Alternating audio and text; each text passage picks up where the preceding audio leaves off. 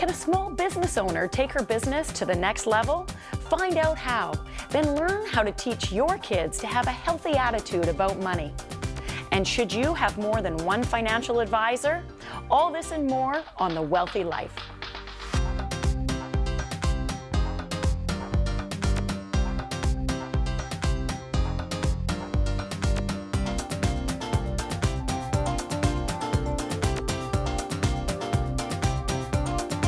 Is there a benefit to having more than one financial advisor?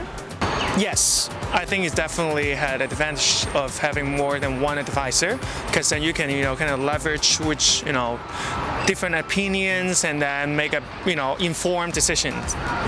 We just have one, and we find it's. We have one, yeah. We have one that we trust is a good friend. Yeah. No, as long as the financial advisor you're working with truly understands your objectives and your goals, you only need one.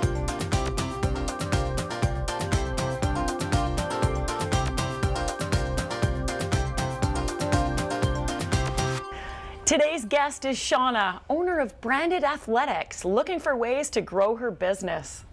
Welcome, Shauna. Hi, thanks for letting me come in there, Sybil. Well, tell me a bit about Branded Athletics. What is it and how did you start this company? So I started this company back in 2014 of June. I'm a graphic designer by trade, and my daughter plays a lot of sports, so I was constantly buying socks for her, especially when she played basketball in the States, so I was always down there buying socks. And I just kind of went, why don't I just do custom socks for her teams and do some up here? And actually really thought it was going to be a small thing. I thought I was only going to do like her high school or her lacrosse team. And I only, went out and got the first order, which was her lacrosse association. It kind of paid for itself, which was great. And then it snowballed from there. Everyone started contacting us. I started doing lacrosse tournaments to get my name out there. But really, I'm a graphic designer. I was never a sock designer. And it's just grown from there. I do it full time now, and so this was kind of almost an accidental company. Completely. And so, did you have a business plan before you started? No. Of course not, because you just thought you'd give it a go. Yeah. So socks, do people buy these types of socks on a regular basis? They do buy these types of socks. So the difference is we do sports socks, which is our main thing. And I've researched a lot into the socks and where I wanted to get them. I actually kind of took the socks that we had at home that she was using, the nicest ones, and I went, who makes those socks? I took a little time to research them and went to the factories and found and contacted them, and then I got some samples in and kind of started from there. But we still are constantly changing our socks. Now, were you trying to get the best quality sock that you liked, or were you going for the cheapest or somewhere in between so you could make bigger profits? What was driving you for which sock? It was always the quality of sock. If I didn't want to wear the sock, I'm not going to get the sock. I never want to put my name on anything that I don't want to wear. And I also obviously was trying to find a good price. I never want to charge too much for everything. I want to make it just so everyone can afford them. So that was a part of it, but it was really about the quality of the sock. I've actually gone through 2 factories to find the one that I wanted and the one that has the quality that we're sticking with. That's important, so it's something that you can stand behind. Yes. Now you say it's got to be something you want to wear, but do you really wear lacrosse socks? No, but I do wear my dress socks. We actually do business socks. Ooh. For got nice socks on. Yes, events and stuff. So we just came out with the dress socks now. So we've done a couple of those for different orders. Now, I know that the dryer ends up eating my socks on a regular basis. I don't know about yours, so I'd probably have to buy 10 pairs just to end up with 5 at the end of the day. Does that happen? It does happen. Actually, I've made sock monkeys. Some of the extras that I have at home, and I've given them out at Christmas time, which I'm not a sewer, but I actually took a pattern and found, how to make it and did that, which was kind of cool because we had our logos on them. That would be a cool instruction manual to put in with the socks. Yeah, that would be. So if you lose one, here's what to do with the other. Yeah. Someone said that we should try selling them in packs of 3, like just 3 socks instead of 2. But I don't really think that's the way to go. The price would go up. Yeah. So how big's your market right now? So we are right across Canada. I have clients all the way to Nova Scotia, and I actually have a client in Australia. I have one in Brooklyn. We are just breaking into the States right now, so we were just recently in Palm Springs, so we have clients in Florida. We're all over the place. All this that started off with you're just looking for a pair of socks for your kids' team. Yes. That's just crazy. Now, was there another company that inspired you along the way? There was. As soon as I decided to start this company, I started to read the book about Tom's, to start something that matters. And the whole the shoes, the right? shoes, Yeah. about buy a pair, give a pair. And actually I researched into the number one thing that homeless shelters need is socks. No one donates socks, but they need them. So that's what we did. Every pair of socks that we sell, we donate a pair of socks. Wow. That's inspiring. Yeah, we've So you're donated giving back. thousands and thousands of pairs all over the place. So it sounds like everything's going great. What's your big question for me today? How do I take my business to the next level? Ooh, that's a fun one to answer. Don't go away. Learn the one thing that Shauna needs to do to take her business to the next level when we return.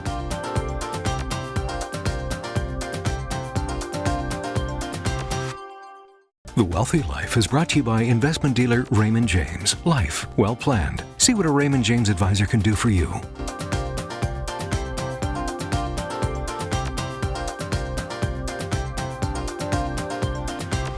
Welcome back. We're here with Shauna, a business owner looking to take her business to the next level.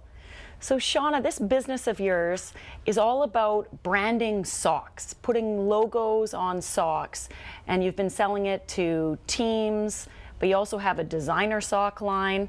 Yes. What's next for you? You said you want to take your business to the next level. What does that look like? Is it more socks? No, we have orders coming in all the time, which is great, and I'm so thankful that it just kind of runs itself, but I do everything mostly. I have a partner that does sales, which is great, and I couldn't do it without her, but we need to bring people on. Is that where we need to do? Do we need to invest in marketing? I'm not sure what the next thing is, but this train's going and I got to keep up to it. Yeah, and you know, it's interesting because there's two major mistakes I think small business owners make. Number one, small business owners typically don't plan in advance and they don't evaluate their financial situation before they jump in. Now, you were lucky because the finances have just worked. I shouldn't assume. Are you profitable right now? We are totally profitable right now. We've basically started from zero the first round. I had a partner, and this past year I recently have dissolved that partnership as of August last year, which was hard, but it was the best decision for me, and it worked out. But I had to dissolve that business basically, and then I incorporated and I trademarked and I started again from scratch. And we just had orders that covers everything. I've never put a cent into this company. Wow, and it's been providing good cash flow for you. Yes. So you've made it past the first hurdle that a lot of small business owners struggle with, which is actually making money at it. Mm-hmm. But the second biggest mistake that business owners make is they don't plan ahead and they don't know when to delegate. In order to go from a single owner shop, a one-man show, so to speak, to taking it big time, which it sounds like you want to do, mm-hmm. You need to hire more people. You need to hire the right people. Yeah. And you've got one partner, so there's the two of you right now.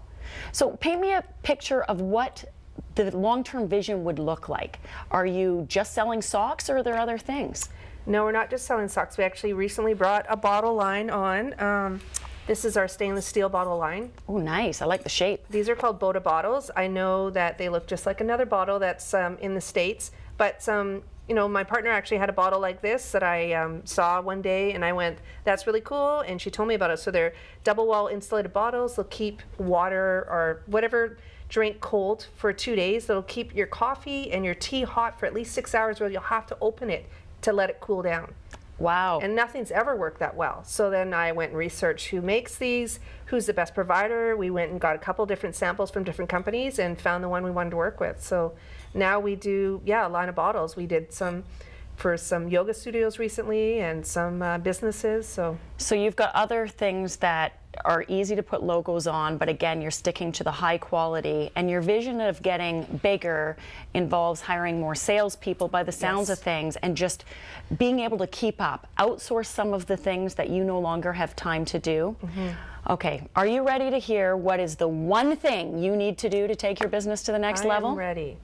Drum roll. It's a business plan. Yes. And that makes everyone go, they don't know what to do. But a business plan doesn't have to be as complicated as you think. It's simply laying out your vision, having a look at what is your expected revenue and expenses, your profit margins, how many people do you need to hire to fill all those roles. It's your strategy. And to make it easy for you and for the viewers, we actually have a business plan worksheet that you can use as a starting point to make sure you get all the right things down on paper. Awesome. So we'll make sure you get one of those. Shauna, thank you so much for coming on the show today. What's the one thing you're going to do when you leave? I am going to start on that business plan. Awesome. So stay tuned. We'll be talking about money attitude in kids when we return.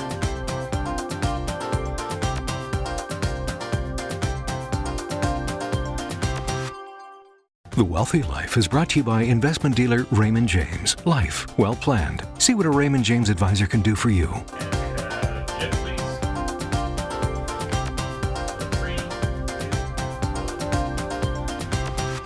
With us today is Paul Siluch, Portfolio Manager, and we're going to talk about kids and money. Well, that sounds like a great topic. Welcome, Paul. Thanks, Sybil.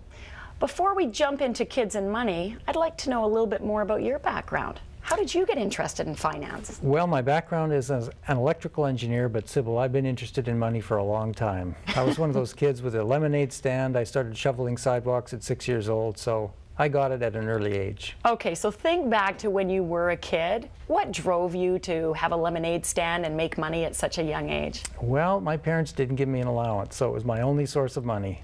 And what did you spend it on?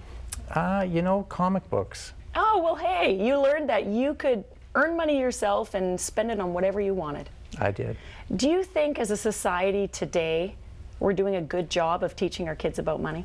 Sybil, we aren't. We are the helicopter parents teaching the bubble wrap generation, and we just don't let kids fail. You know, as an example, in Ontario, they've been teaching money skills to kids for 6 years at the high school level, and yet the rate of bankruptcies in college-level kids has doubled. In England, in 17 to 24-year-old kids, the rate of consumer debt has tripled in the last 10 years. The average kid is carrying $20,000 consumer debt. So whatever we're teaching them isn't working. Why do you think that is? Like, do you have any, and I'm not going to hold you to it, but personal opinion on why is the debt so high with these kids? Well, you know, I think we've spent a lot of emphasis on teaching kids about money skills, and we're not teaching them the right money attitudes. And that's what I'm going to talk about today. Well, tell me what you mean by money attitudes. Well, we'll go back in history a little bit, and back in the Middle Ages, the only people that got allowances were royalty, and they were called royal allowances. And you know, you're a king or a queen, you get money from the treasury, you spend it on whatever you want. You really can't fire a king. Well, as society got wealthier and there was more money in families, then families started to give money to kids, and they called it an allowance. And it was a bit of social engineering. You know, the kid will do what we want them to do because we're giving them money.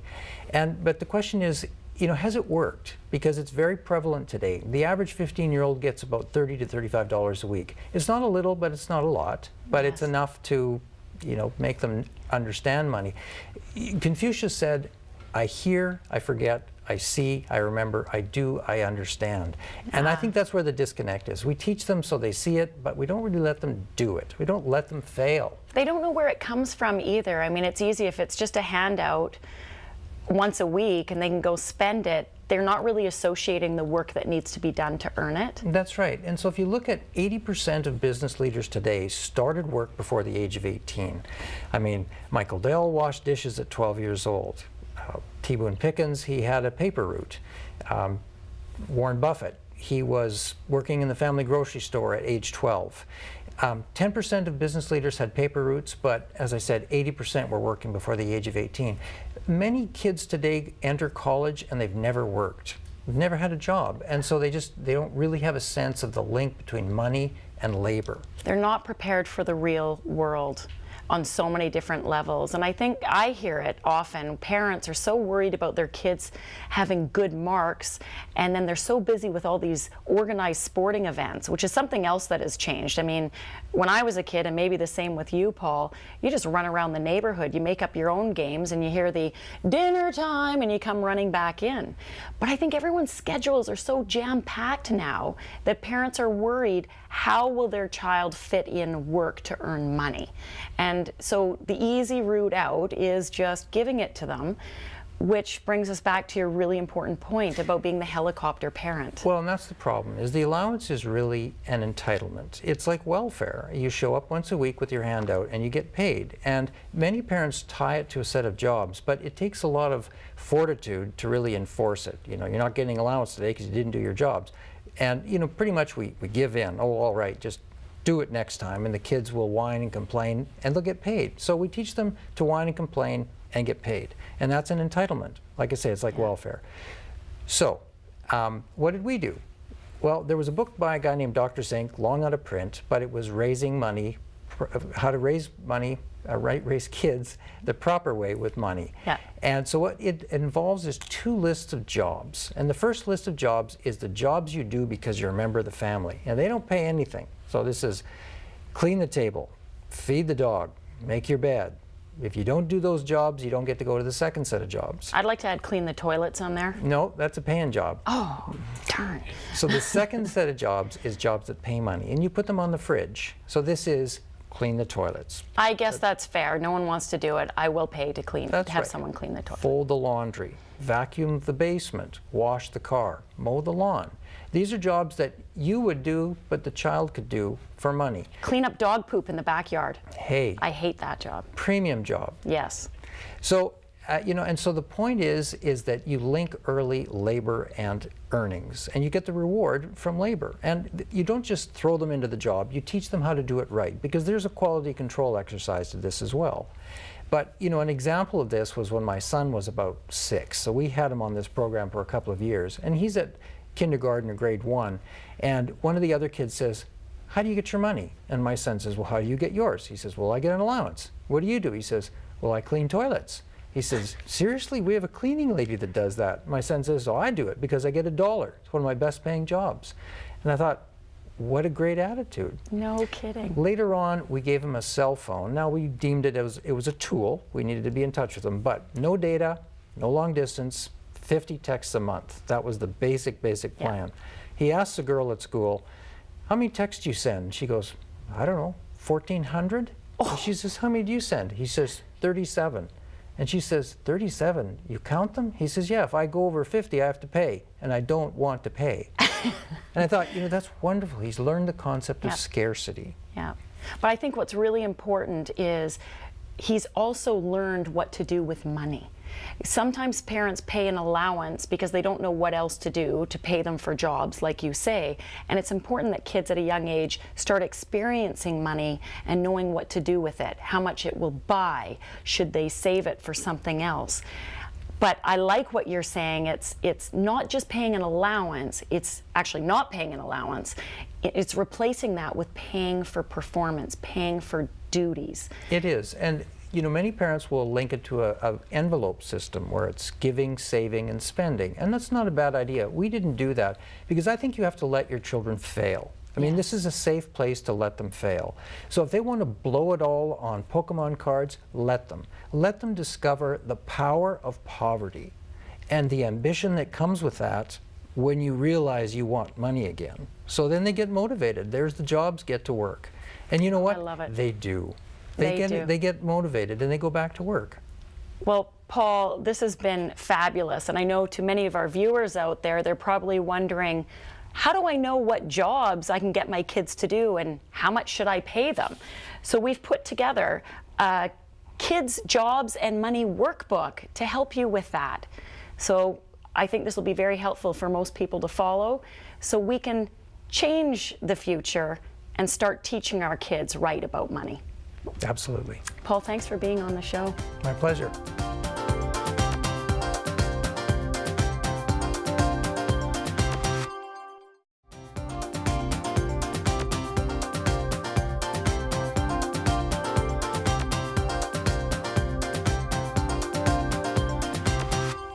Welcome back. Thanks for your letters, emails, tweets, and messages. Today's question is from Janet in White Rock. Dear Sybil, I currently have my investments with 3 different financial advisors at 3 different financial institutions, as I used to believe that I shouldn't put all my eggs in one basket. But as I am getting older, I find it harder to keep on top of it all.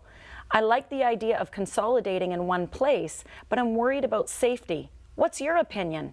Should I work with just one advisor or several? Yours truly, Janet in White Rock. Janet, great question. I get asked this on a regular basis. People are a little bit scared of putting all their eggs in one basket, but I think they're not understanding what eggs in one basket really means.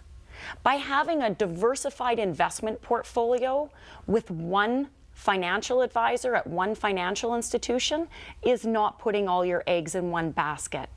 As long as your money and your investments are in many different things, it just happens to be managed by one person, you are still diversified and you should feel peace of mind. I think where this originally stemmed was back in the day with bank deposits, and when you would put hundreds of thousands of dollars with one financial institution, you're only eligible for CDIC, which is Canadian Deposit Insurance Corporation of Canada. That insurance covers only up to $100,000 per account type per financial institution. So people would then spread their money around so they're covered. However, today, if you're working with a full-service financial advisor, you can actually have many different institutions and lots more coverage all under one roof. You may also get the benefit of lower fees by dealing with just one person. And that wraps up this edition of The Wealthy Life, helping Canadians make smart financial decisions. Join the conversation on social media and tell us your story. Go to thewealthylife.com to ask your financial question to make the most out of what you have.